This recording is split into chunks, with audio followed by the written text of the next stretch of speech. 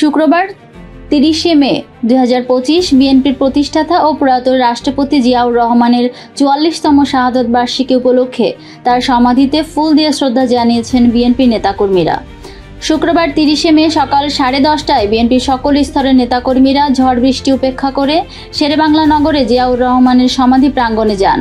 তারা সেখানে কিছুক্ষণ নীরবে দাঁড়িয়ে থেকে শ্রদ্ধা জানানোর পরে সমাধিতে পুষ্পমাল্য অর্পণ করেন। এরপর দলের প্রতিষ্ঠাতার আত্মার মাগফিরাত কামনা করে মোনাজাতে অংশ নেন তারা।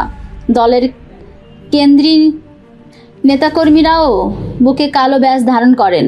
প্রতিকূল আবহাওয়ার মধ্যেও রাজধানীর বিভিন্ন ওয়ার্ড থেকে ক্ষুদ্র ক্ষুদ্র মিছিল নিয়ে শেরেবাংলা নগরে জিয়ার সমাধিস্থলে সমাবেত হন অসংখ্য নেতাকর্মী।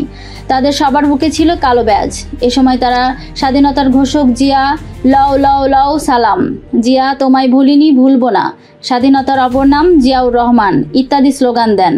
পরে নেতাকর্মীরা সমাধি প্রাঙ্গণে জাতীয়তাবাদী উলামা দলের উদ্যোগে দোয়া মাহফিলে অংশ নেন। এরপর ঢাকা মহানগর উত্তর দক্ষিণ মুক্তিযোদ্ধা দল, যুব দল, স্বেচ্ছাসেবক দল, কৃষক দল, মহিলা দল, তাঁতি দল, মৎস্যজীবী দল, ডক্টরস অ্যাসোসিয়েশন, ইঞ্জিনিয়ার্স অ্যাসোসিয়েশন, সম্মিলিত পেশাজীবী পরিষদ সহ বিভিন্ন অঙ্গ সংগঠনের পক্ষ থেকে আলাদাভাবে সমাধিতে পুষ্পমাল্য অর্পণ করা হয়।